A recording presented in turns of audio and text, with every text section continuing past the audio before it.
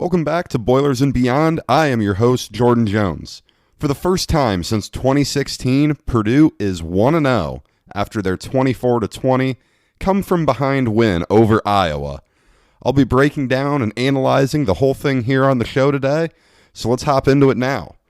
Before the game Friday, Purdue did announce that star wide receiver junior Rondale Moore would be out for the game due to an undisclosed reason. We did see during the game, the BTN camera crew showed Rondale Moore on the sidelines, so we can essentially confirm it is not coronavirus related. It sounds like he should be ready to go for the Illinois game next Saturday, and obviously that'll be great to get Rondale Moore back. We saw some other players miss the game, most notably King Doru, the returning running back, sophomore, redshirt freshman receiver Mershawn Rice, and fifth-year graduate transfer safety Tyler Coyle missed his first game as a Boilermaker. Not really sure what is COVID-related there and what was injury-related, but, those are all guys who I think would have seen the field for Purdue. Certainly King Doru and Tyler Coyle would have played quite a bit had they been healthy, but it'll be interesting to see, how fast those guys get back. The Big Ten has a 21-day mandate for players who test positive that they have to stay away from the team for 21 days. So we'll have a little more clarity on those guys next Saturday, whether they're out again or not. And, of course, as we've mentioned plenty of times on the show, Purdue is without head coach Jeff Brom.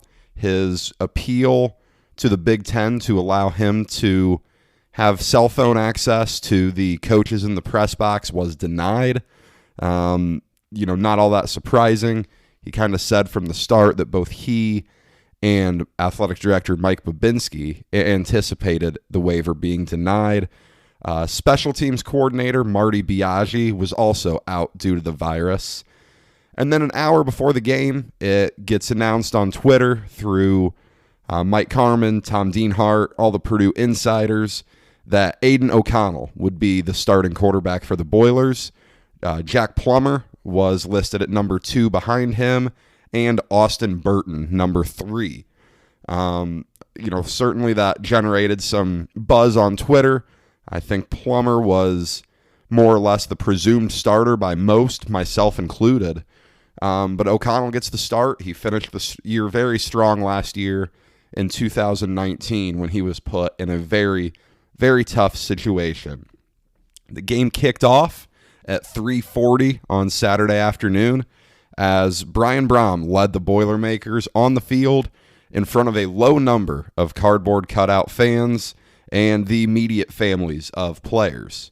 And, the ball was teed up, the game got underway, and we got 3 straight 3-and-outs to start with Iowa, Purdue, and then Iowa, again, going 3-and-out. Halfway through the first quarter, though, Purdue got on the board first when Aiden O'Connell hit David Bell in the left side of the south end zone to kick off the scoring for the 2020 Boilermakers. Good drive for Purdue there after the 3-and-out. Milton Wright and David Bell combined for 5 catches and put Purdue up 7-0. But, Iowa moved the ball well in the first half. We saw on the very next drive there, Brennan Thieneman recovers a forced fumble by Jalen Graham when Iowa was down into the Purdue red zone. Purdue dodges a bullet there. But, the first half was just so back and forth. We see early in the second quarter, O'Connell takes a horrible sack to down Purdue at the 1-yard line, and Brooks Cormier forced a punt out of his own end zone. Iowa takes possession at the 35-yard line and has an easy possession, resulting in a Spencer Petras touchdown run. Very next possession, 11-play drive for Iowa. Mekhi Sargent finds the end zone to go up 14-7. And at this point in the game, I think most people were looking at Iowa's success moving the ball, especially on the ground, and really starting to wonder, is our defense just not there yet? Is Iowa just too physical up front? And it was very much a good question. Iowa dominated the yardage battle in the first half. But, at this point, Purdue didn't quit. They bounced back with a 9-play drive.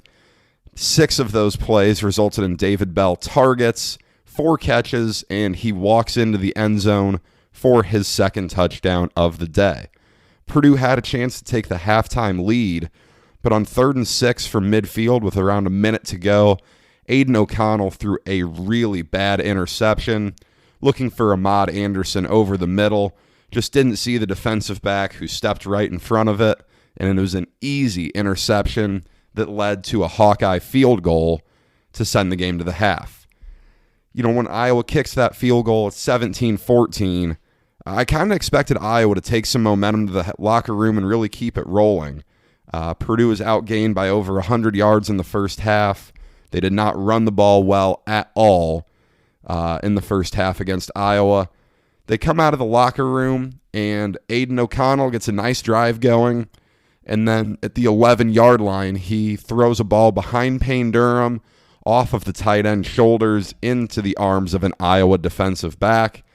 It was not a good throw. It was a ball that maybe Payne Durham should have had. I don't know. It would have been a tough catch. The throw was really far behind him. And then you see on Twitter the Purdue fans starting to discuss, is it time to make a switch at quarterback? And, it's obviously different with Jeff Brom. It's different in this era. You look back at a lot of the days of Purdue, and we've had so many quarterback controversies with going back to Caleb Turbush and Robert Marve, Brandon Kirsch and Kyle Orton. We've had so many of these instances where 2 quarterbacks are capable of playing. And Brian Brom made the decision to stick with Plummer. I think it was probably for the best. But the third quarter as a whole was just a punt fest, bunting back and forth after that interception. Before to start the fourth quarter early on, Keith Duncan, the Hawkeyes kicker, knocks in a field goal to make it 20-14. But Purdue answered quick with a field goal of their own. Malik Carr almost had his first touchdown catch on that possession, but was just out of bounds. And Dellinger knocks one in from 29 to cut it to 20-17. Iowa moves the ball well. Looks like they might have a chance to put the game out of reach at a 2-score deficit, but Dedrick Mackey, who had an excellent day, forces a fumble. Cam Allen, the talented sophomore safety, hops on the ball, and Purdue has the ball back with 6 minutes to go and the door wide open. And Purdue took advantage well. A 12-play, 72-yard drive where Xander Horvath really took advantage of the Hawkeyes' defense. They were getting tired, they were getting slower, and Horvath just ran over them. On 3rd and 5 from inside the 10-yard line, O'Connell found Bell wide open in the end zone for his 3rd score of the day. Purdue goes up 24-20, and the last 2 minutes and 15 seconds looked intimidating. But Iowa gets a big gain on the first play, and then Petrus throws 4 straight incompletions. Junior college transfer Giovanni Howard knocks away the final pass, and O'Connell comes back out to kneel out the clock and seal the deal for Purdue's victory. Now, breaking it down just from the position groups a little bit, Aiden O'Connell was up and down throughout the day. 50 pass attempts, 31 completions, 282 yards, 3 touchdowns, 2 interceptions. Overall, I thought O'Connell looked really solid. He did a lot of good things. He was incredibly poised in the pocket. We certainly were reminded of his limitations. He doesn't run the ball all that well. He's not very fast. We saw that on the 2 sacks he took. I think a more mobile quarterback maybe gets away from those. And O'Connell just wasn't able to do that. But, as I said, I don't think Purdue should have switched quarterbacks. I've been very openly critical of decisions to switch quarterbacks mid-game in the past. O'Connell did struggle in the 3rd quarter, but, credit to O'Connell for finishing strong. He was very good in the 4th quarter. A couple of really good drives, was excellent on the touchdown drive that won it. And I did want to point out, it was really cool on Purdue's social media. They posted a video where you can see Jack Plummer embracing Aiden O'Connell as they walk off the field. Cool moment there. Very happy that, all seems to be good on the sidelines there. That's good for Purdue.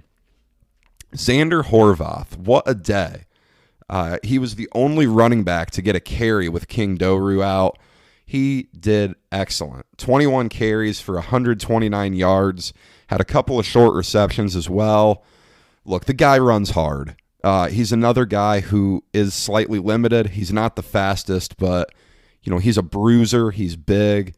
We even saw him have a hurdle on the east sidelines there in the second half. That was awesome. Look, Purdue is just, they're stuck at running back with King Doru out, and you're just stuck. You don't have much else to do other than give it to Horvath. I was surprised we didn't see DeJohn Hewitt much at all. I saw him run a couple passing routes, but nothing significant there. Alfred Armour saw the field a little bit to be a blocking back, kind of like an H-back type. And no Tyreek Murphy, the talented true freshman from New York.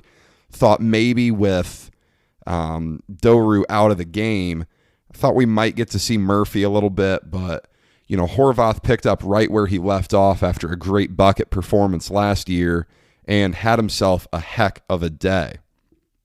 The receivers were an interesting category on Saturday. David Bell was unbelievable. 13 catches, 121 yards, 3 touchdowns, and the number that just astonishes me, Bell did that on 21 targets. O'Connell threw 50 passes, 21 of them to David Bell. Just an insane target share. I don't know that was necessarily the game plan. Maybe it was, but he's such a talented receiver, and Purdue is going to be feeding him like that all season long. We did see Milton Wright emerge as a clear number 2 option in the passing game behind David Bell. 10 targets for Milton Wright. 7 receptions, 85 yards.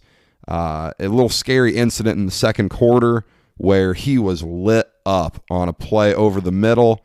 Was getting checked out for his arm, but was able to come back in the game fairly quickly. Glad it was nothing serious there.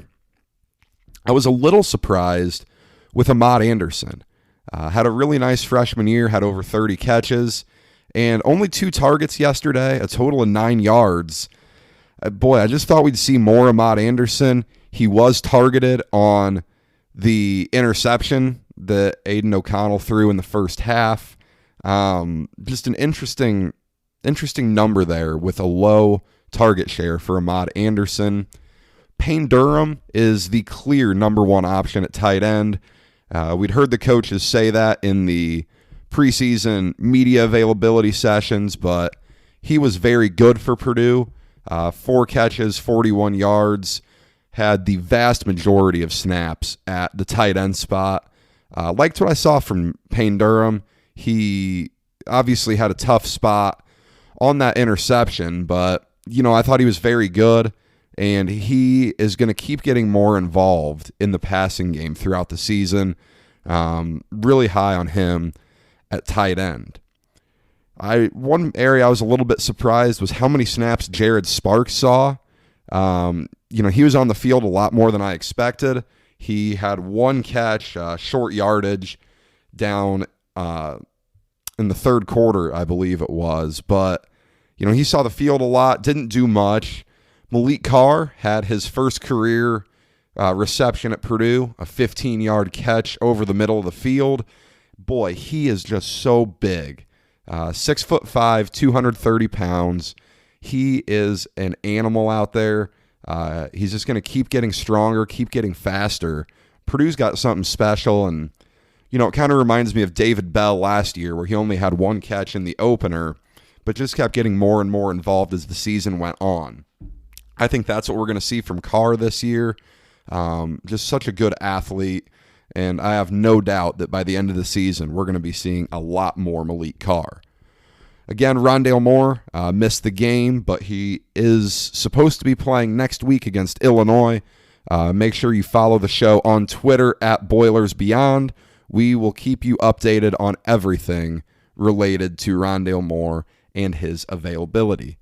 The offensive line was one of the areas I noticed the most improvement in.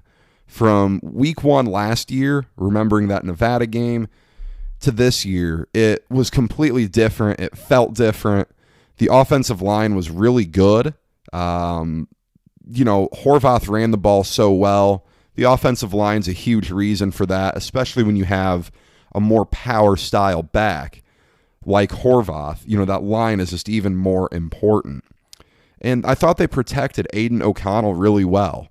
He probably could have got rid of the ball earlier on his sacks that he took. We did see redshirt freshman Cam Craig suffer an injury. He started the game at left guard for Purdue. I hope it's nothing too serious. He is an excellent offensive line prospect. He is going to be really good for the Boilermakers, and you want to see him back on the field as soon as possible. Thoughts are with Craig tonight. On the defensive front, George Karlaftis, he made his presence known early and often.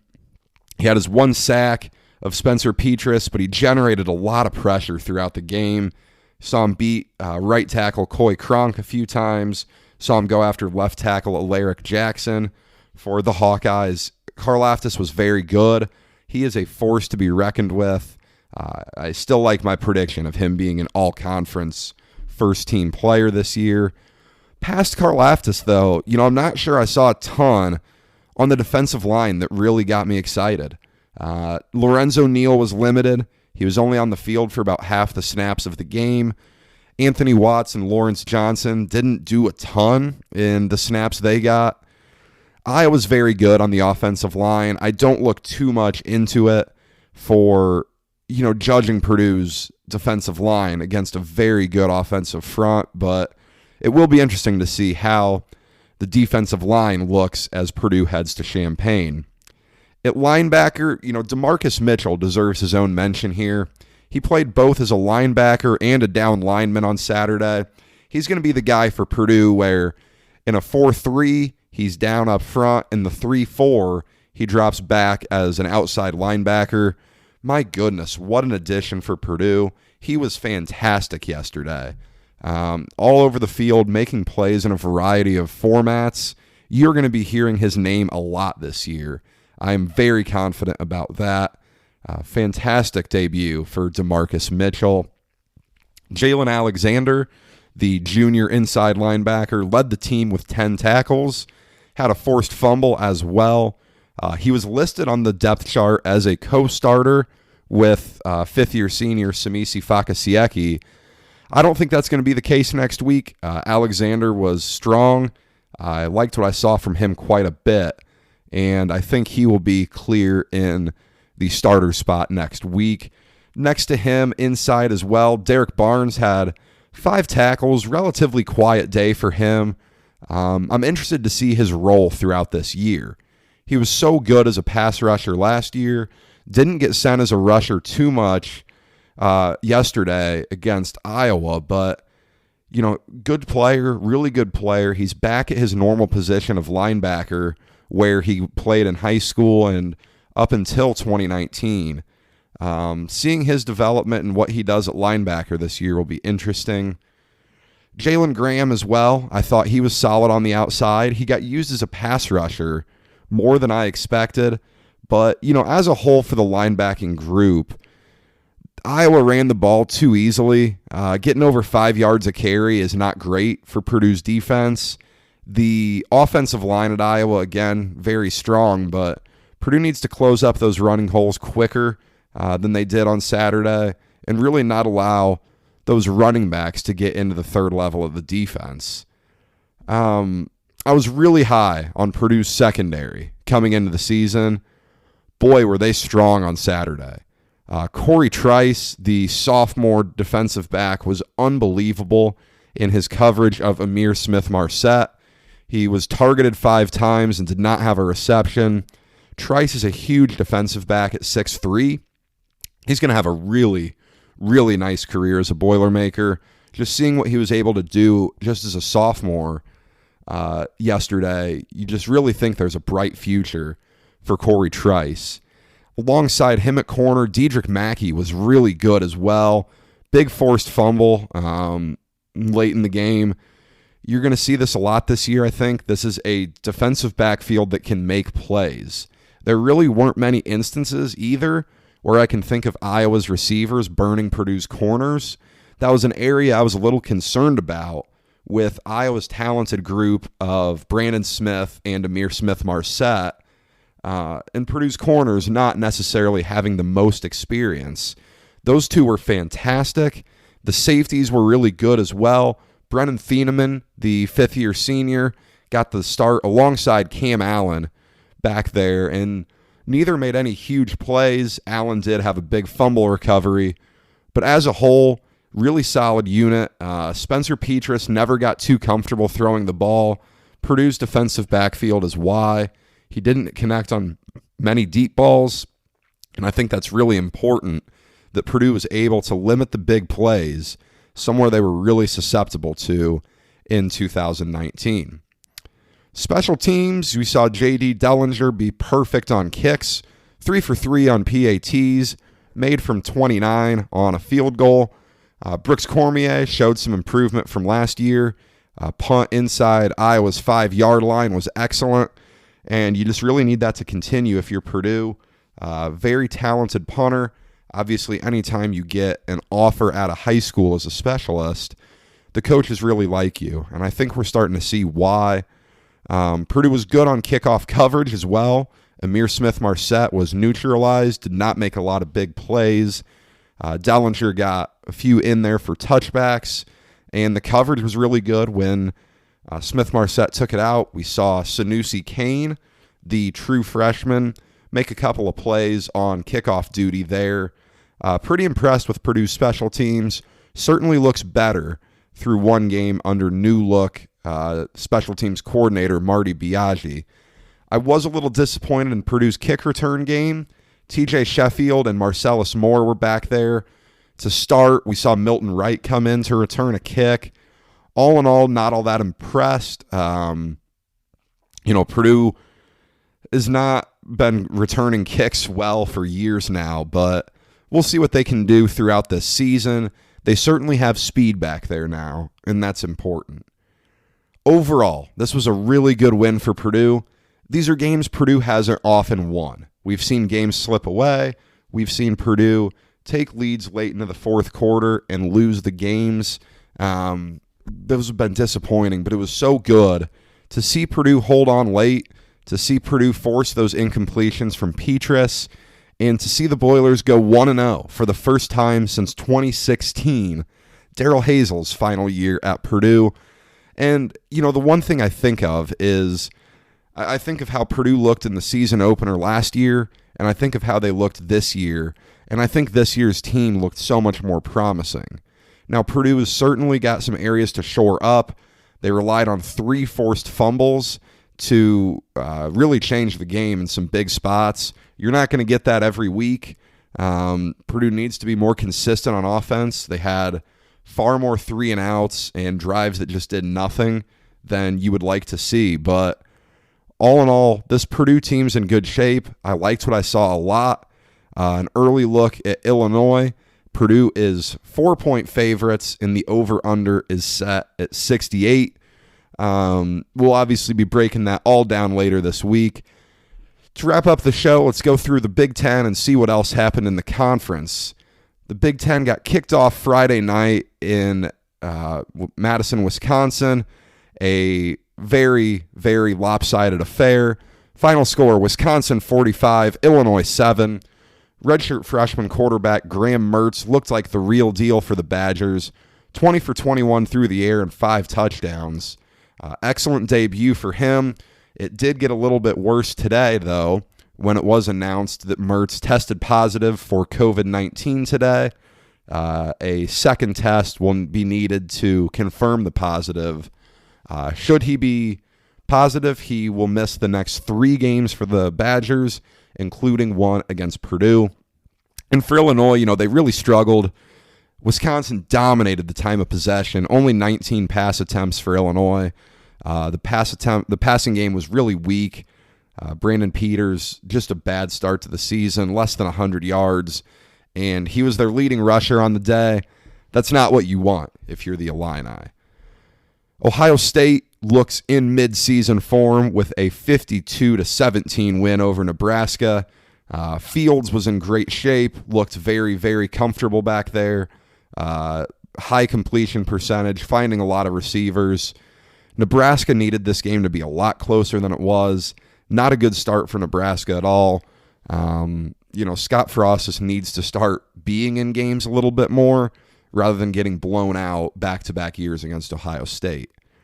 The upset of the day in the Big Ten came in East Lansing, where Rutgers wins their first Big Ten game since 2017, 38-27. The Mel Tucker era is off to a terrible start in East Lansing. 7 turnovers forced by the Scarlet Knights defense. 5 fumbles lost by Michigan State. Brutal. That's a game Michigan State should have won. They were heavy favorites. And a really, really bad start if you're Michigan State. You cannot turn the ball over that many times. Give Rutgers credit. They took advantage. Noah Verdal was good enough at quarterback, the Nebraska transfer. And again, Rutgers' first Big Ten win since 2017. Here in the Hoosier State as well, Indiana with the best game of the day in college football, knocking off Penn State 36-35 in overtime. Obviously, I didn't get to see a ton of it with the game coming on at the same time as Purdue, but I saw the end of the fourth quarter in the overtime session. IU gets a favorable verdict on the 2-point conversion play. I've watched it plenty of times. I don't know that I really feel passionately one way or another whether the ball crossed the goal line or not, but a good break for the Hoosiers. Penn State did dominate the game, however, more than double the yards that IU had. A couple of missed field goals, including a doink from 25 yards. But look, this is the biggest win for Indiana in forever. They're ranked this week, and they'll be talking about this one for a long time down in Bloomington. In the nightcap, we saw Michigan dominate Minnesota surprisingly, 49-24. That was the ABC night game. I was a little concerned about Minnesota's defense coming into the game. This is why. Michigan ran all over the Gophers, over 250 yards on the ground. Milton looked comfortable for Michigan. Impressed with what I saw there. The quarterback. Minnesota's offense didn't put up points like I thought they would. Cold night in Minneapolis, not great weather to throw the ball. I think they're going to get better throughout the season, but a tough start, at a time where Minnesota has a ton of momentum within their program. And then finally, up in Chicagoland, a Northwestern 43-3 victory over Maryland. We saw Alabama transfer Taulia Tagovailoa get the start for the Terps, and he was not good. 3 interceptions, got pulled late in the game. Northwestern, though, moved the ball with ease, over 500 yards of offense. Peyton Ramsey, the graduate transfer quarterback from Indiana, was a great addition. The offense just looked so much better than it did last season. They're so much improved all around. And as I said again, this is going to be the most improved team in the Big Ten up in Evanston. The next episode here of Boilers and Beyond will be previewing Purdue's matchup at Illinois. The episode will be recorded live with video on RootShare on Wednesday evening, and it'll be uploaded to all platforms on Thursday morning. Make an account at rootshare.io and come hang out with me. Let's talk Purdue, Illinois. There is a live chat on there, so you can ask questions via the RootShare platform as we go through our in-depth breakdown of Purdue, Illinois. That's all I have here today to recap Purdue's season opening win over Iowa. Give the show a follow on Twitter at BoilersBeyond so you don't miss out on instant analysis of Purdue athletics. We'll be back next time to preview Purdue, Illinois. But until then, enjoy being 1-0, Boilermakers.